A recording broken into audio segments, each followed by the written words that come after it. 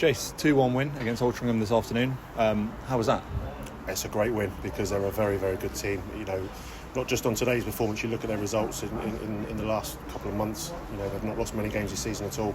They're on a very, very good run themselves, and they put us under a lot of pressure second half. And the lads were brilliant. I thought we played very well first half, and probably deservedly went in a goal up. But they put us under a lot of pressure, and we were trying to find ways to stop what they were doing and the spaces they were creating. And I think in the end it was the resilience of the lads, to be fair, that got us through and got us over the line. And once again, the two boys up front have scored 2 goals. So a really good afternoon, and it backs up a good point away at Oldham last week. Yeah, how difficult would it have been for them to sort of go into their shells, as opposed to coming out how they did and reacting in the way they did? Yeah, like you say, a team like Altrincham, they're very good with the ball. That their rotations are good. They make a lot of space, and they're good and they're comfortable on the ball. Everyone wants the ball, and our lads, as I say, just before the goal, just before the penalty, we were under a lot of pressure.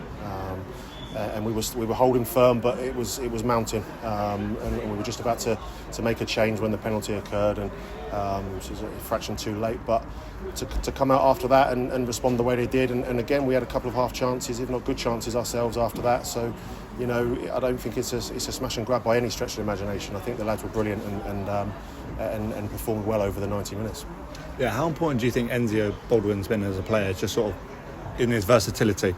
Enzo's great. You go and ask Enzo to play anywhere on the pitch, and he'll give you everything, and he'll give you a good performance in that position as well. And such a likeable person, and Enzo is an important member of the squad, as are many others. So I think it's difficult to single anyone out today, but I think it was a real squad effort. Everyone coming off the bench played their part as well, and it was a real important showing of like I say, resilience and riding the storm. And there was a storm, and coming out the other side and coming up with a winner at the end. So it's a fantastic 3 points.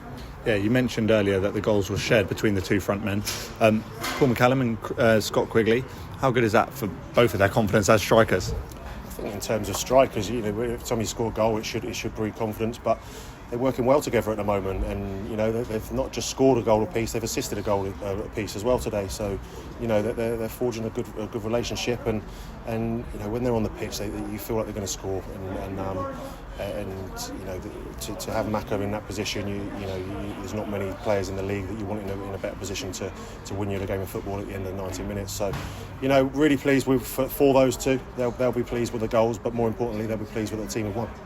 Yeah, and just finally, just to touch on George Langston, who was awarded man of the match today. How good was he at the back? Yeah, George done well, as they all did. We shifted from a 3 and a 4 throughout the game.